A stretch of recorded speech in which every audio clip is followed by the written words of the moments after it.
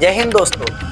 आज हम भारत की राजनीति, मीडिया, सरकारी संस्थाओं, चुनावों और आंदोलनों को देखकर समझेंगे कि क्या हमारा देश सही दिशा में जा रहा है या फिर कहीं डिक्टेटरशिप की ओर बढ़ती रही है।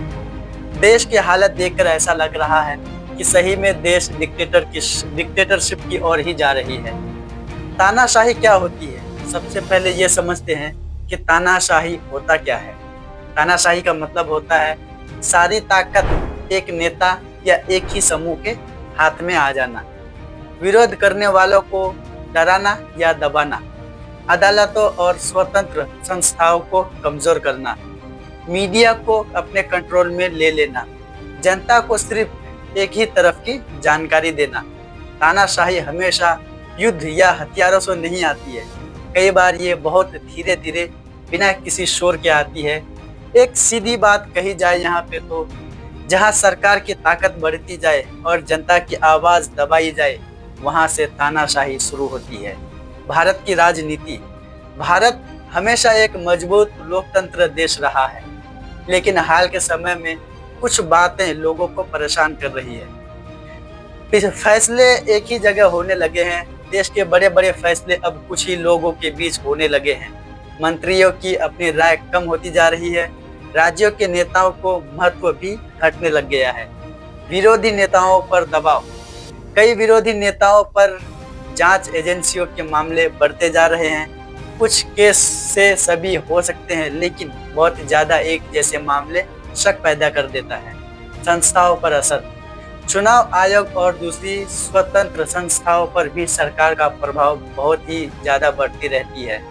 मीडिया की हालत की बात करें आज के टाइम पे तो लोकतंत्र का सबसे बड़ा सहारा होता है मीडिया, लेकिन जब टीवी चैनल सिर्फ एक ही तरफ की न्यूज़ बताए, एक ही तरफ की बातें चलाए, सरकार से सवाल पूछना कम हो जाए, विरोधी दलों को खराब दिखाया जाए और पत्रकारों को डराया जाए, तो देश में सही जानकारी लोगों तक नहीं पहुंचती है।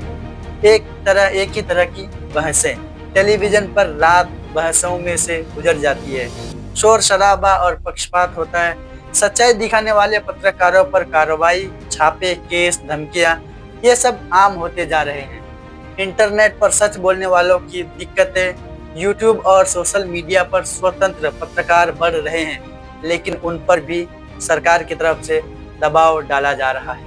आंदोलनों और विरोधियों की आवाज।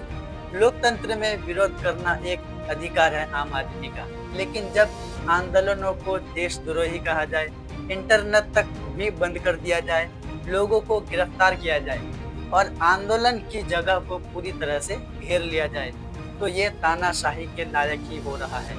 कुछ बड़े उदाहरण मैं आपको बताता हूँ, जैसे कि दिल्ली का किसान आंदोलन, नागरिकता कानून का विरोध, छात्रों और सामाजिक कार्यकर्ताओं पर सख्त कानून लगाना।